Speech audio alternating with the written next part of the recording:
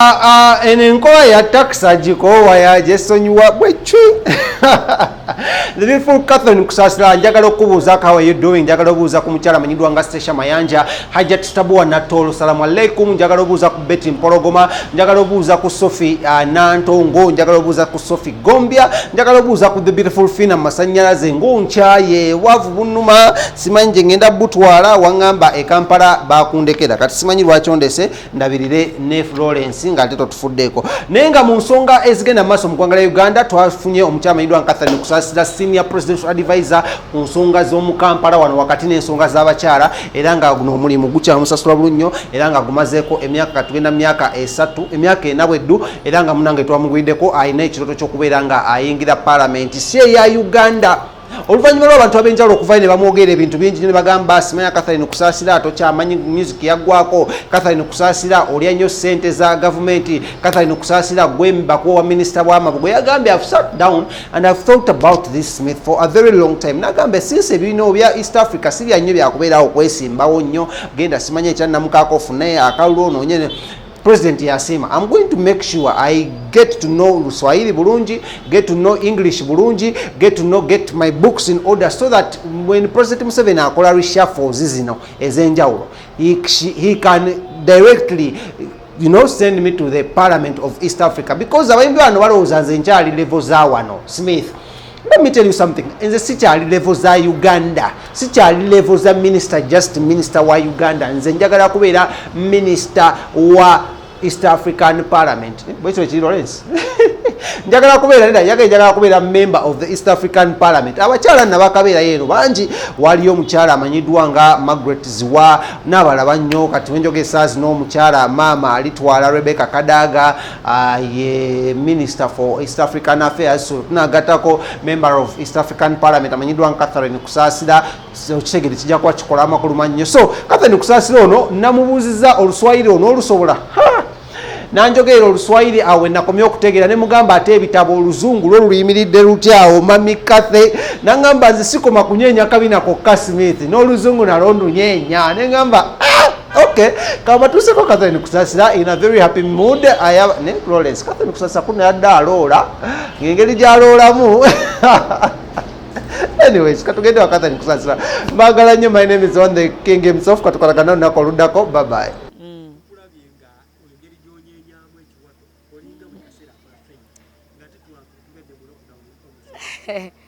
Mbadde mu lockdown for almost 2 years, but I'm talented. Kubanga omuntu ng'oli talented tebakikutuma okikolanga gwe okitegeera. So kati ekintu kyemba nekola ku stage mba nekikolanga Catherine Kusasira because I'm talented.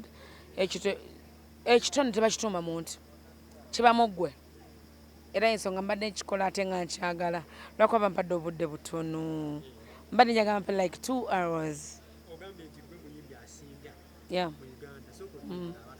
Yes, I'm one of the best female artists in Uganda because teri muyimbi alina hits zenyina.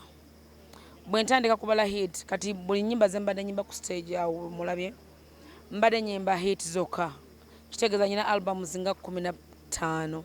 Mbadde nyimba buluyimba olwatunda ku album eyo.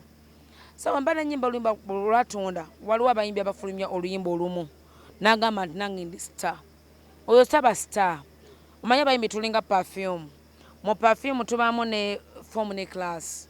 Kati ame class ne wabawo omuyimbi ngali ku form. Kati bw'ogamba nti oluyambye baba is on form. Neta ayinza kusinga chameleon. You understand? Omuntu ayinza okujja neba nayimba kayimba nga kanyuma oba simanye ono shiba yimba kayimba ki simanyi nkogose jajaja oyo tayinza kusinga Catherine Kusasira. Ayinza okuba ali ku form nenga talina class because nze Kusasira oyinza okunsanga Nebi Paida Karamoja Soroti kila wantu buli wamu kitegeeza nyina class. Kati Juliana newa batayimbye aina class. Kusasira Catherine sikyalina kiba kyenfulumiza abantu. Uganda tena kyemmanja. Listen to me. Uganda tena kyemmanja. I've done everything to Ugandans. buli kimu kiyimbye kati nkyayimba oluyimba nobagamba nti bane Kusasira ayimbye hit kubanga hit nzikubye shows nzikubye kakati ddala oba obanja kitegeeza tulinayo okwawula hit tulina okwawula nti ono omuyimbi alina class n'alina form waliwo okubeera ku form naye nga tulina class okitegedde ne mu nsolo tubamu n'ensolo ng'ensolo tezenkanakana zinnaazo toyinza geraganya mpologoma ku ngabi kati mu bufunzi oli star I'm a superstar nyinza okuba nga siri mu superstar naye tekingana kubeera superstar kubanga I call myself as a superstar because I'm one of the best female artists in Uganda. Nyinza okuba nga siriimu nga nyina kyenzikiririzaamu kuba nze nga Catherine Kusasira nzikirizaamu uma ye yatandikawo naye tekitegeeza nti wemba siri mu superstar. I'm not a superstar. Okitegedde? Yes. byonna obikoze mu yesu n'osalawo enjira ey'obufuzi kinese mu byobufuzi abantu ngezezaako nnyo okubagamba tebanange siri munnabyabufuzi nze mpagira buwagizi President Museveni naye bantu nga tebakikiriza naye ekyokubeera nti nno tebakikiriza naye nageze nezuula nengamba mba nti saasobodde kwesimbawo kuba member of parliament nabadde nsobola okujjayo oshimanyi Shamim Malende bw'ogerageranya Shamim Malende ne Catherine Kusasira byanjawulo ate musinga amaanyi ate erinnya nalikola Shamim Malende abadde alizimba zimbe nze ndirina wanje nuupu ebadde nga bwegambye perfume eri ku foomu toyinza kuŋŋamba mbu nno nti nuupu ate esinga eyabeesije simanyi FDC nuupu esaawa eno eri ku foomu naye terina class waliwo class toyinza kusimbawo Catherine Kusasira ne Shamim Malende n'ogamba mbu Shamim Malende ayinza okusinga Catherine Kusasira kubanga ekisookera ddala Bobi Wine bw'abeera wali n'alenga Catherine Kusasira tayinza kulonda Shamim Malende. Of course alina kulonda Catherine Kusasira kubanga Catherine Kusasira amumanyi. He knows me than Shamim Malende.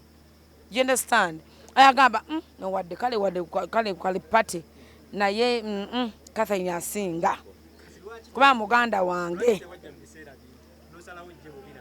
Ekindese mu biseera bino kubanga nasazeewo nagenze okulaba nga mbutuufu nyina olulimi lwange n'ensuula nze okusingira ddala singa kumanya Swahili in language nsinga nnyo okumanya Oluswahili okusinga olulimi olulala lwonna kandi nagenze okulaba nga ta East African Parliament esinga kwagala Swahili than any other languages like nga English oba olulimi olulala oba Luganda naye ng'esinga kwagala Swahili. Nengamba ate kati Swahili mumanyi nnyo nakulira mu barracks ndi kana Kambata ndi mwana wa maje ndi mwana wa mulwanyi lwaki sigenda nesimbawo and his excellence asinga kwagala nnyo Swahili okusinga any other language. Size late kubanga I'm one of the staunch supporter of NRM. Kubanga bwe manza ngasobodde okuza President Museveni mu buyinza kitegeeza nze nsinga nze President Museveni. Yes, of course njagala okebere abantu gye nagenda nga nnoonya akalulu door to door nga ngenda nga ba t-shirt abantu ze basekerera gye bantu gye twasinga okusinga nga abawagizi ba NRM gye bantu gye twasinga okuwangula kati toyinza kuŋŋamba nti gye banzikiririzaamu gye batamanyi nnyo ne mbagamba please vote President Museveni nti ne bakiwulira ne bamulonda w'amaanyi mu NRM nsuuba teri ansinga kubanga ndi mukazi w'amaanyi.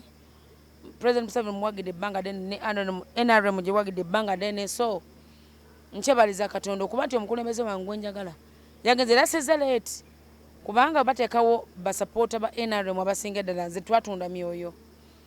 Listen to me, nze nga Catherine Kusasira natunda mwoyo.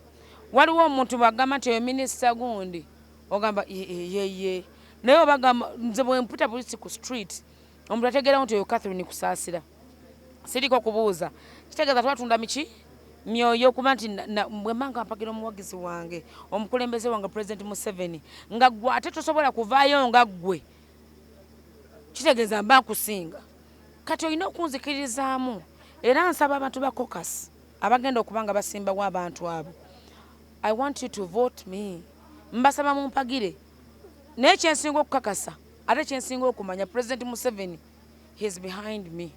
Agenda kumpagira kubanga akimanyi mbaddewo ku lulwe ate nkyaliwo ku lulwe ate neera kubanga akimanyi agenda kuddamu okwesimbayo agenda kukoma ku ballot paper. Yeah, he's coming back on ballot paper.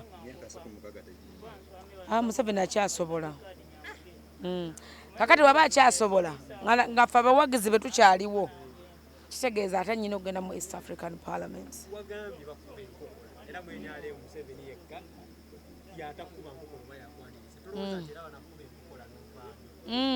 Banankuba enkokola nga Museveni anjagala bamala budde kubanga akimanyi nze nalina amaanyi nnyo era nnyina amaanyi nalina amaanyi in fact before nga sina meeting President Museveni era nensigala nga ndi w'amaanyi.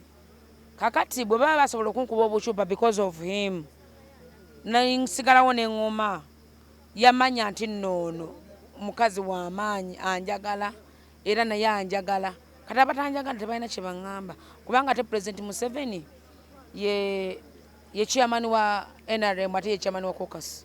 So manyi nti nja kubeera muwanguzi era I'm one of the best kuleeta 2022. Of course I have the qualifications. Sinza kujja kwesimbawo nga seetegese. Tinjaga okukakasa abantu. I have the qualifications. Era ngenda neetegese. Era mmanyi. I have to make it.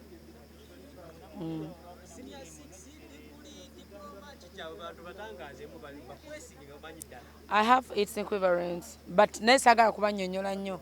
Kubanga si bebakolagana n'ebyokulonda.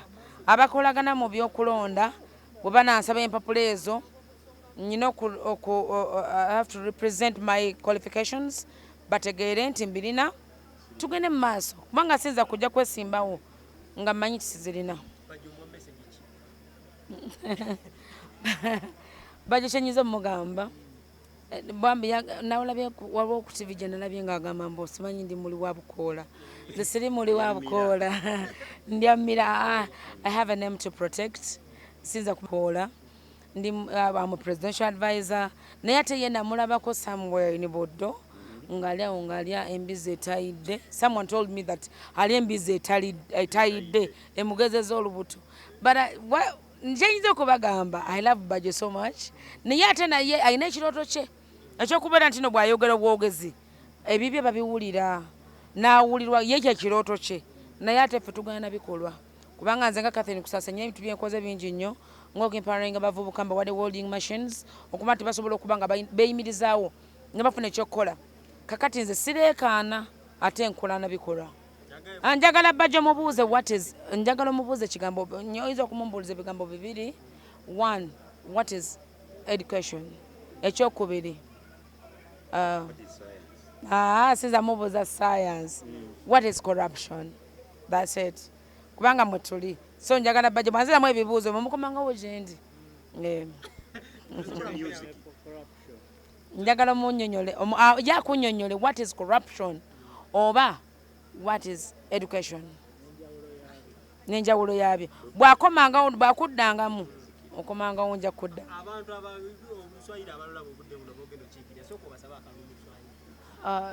Bado hii siyo sahihi ya kuelezea kunipatia ni vote, lakini wacha nielezee haki. Nimekuja jina yangu ni Catherine Kusasira kutoka Uganda. Nataka mnisaidie mnipatie vote. Nataka nikuwe kwa East African Parliament. Catherine Kusasira kutoka Uganda. I was a presidential advisor from Uganda and I was what? Tell me, no, I was not a dancer. Naye President Museveni yanondo okubeera presidential advisor. But minataka munisaidie mutie nguvu yenyu kwangu sababu minataka tukuwe pamoja Kenya, Tanzania, Rwanda, Burundi na wandugu zetu wote tukuwa pamoja tuendelee mbele. Minataka Mungu awabarikie. Soko tubulire mama kabina erinnya wa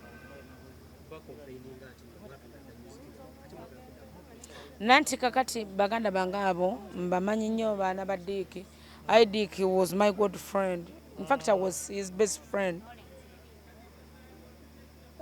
Dick abaana munjagala betegereze nnyo etteeka eriri mu corporate kubanga abasinga bayimbi bakola endagaano nga zaawukana.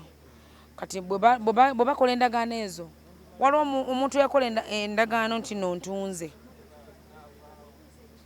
Kati njagala bazetegereze nnyo kubanga sisaa kuguza nti ntunze nenkuguza rights zange. So njagala bazetegereze nnyo kubanga mu butuufu njagala bafune aye nange njagala nfune. Njagala beere happy nange njagala mbeere happy. Naye nsaba Mukama Katonda atuwanguze mu kintu kyonna. Naye ate ekisinga okuneewuunyisa gye baagala okutuna music tewali agenda kugula music kubanga bo kyenjagala bakole njagala bagenda batunde tapes zaffe ku street we twazitundanga. Twabaguza tapes zaffe njagala bagenda bazitunde ku street gye twazitundanga kubanga zetwabaguza tetwabaguza rights. Nange aye nange mbere muwanguzi naye nze nabaguza bagenda kati kiringa bwokubya amawulire n'ogamba nti amawulire nga kubisiza waliwo afulumya mukimanyi bulungi muli bannamawulire waliwo afulumya n'atunda ku street. Toyinza kuwa atunda ku street n'omuwa rights zo. Rights ziba zizo gw'omulala omuyimbi kati nze ng'omuyimbi rights zange ekitegedde gwe nkuwadde nga distributor agenda okufulumya kutunda ku street ebintu bikole ki bitambule. So rights zange si za gwe distributor. Suba ntwakola ensobi kuba twawandiika ntunza naye endagaano ze twakola tezali mu balooya nze nganze endagaano gye nakolanga ne Dick production teyali mu balooya. Saaliko muwumbatuutu. Omuwumbatuutu kitegeeza omuntu omusirusiru.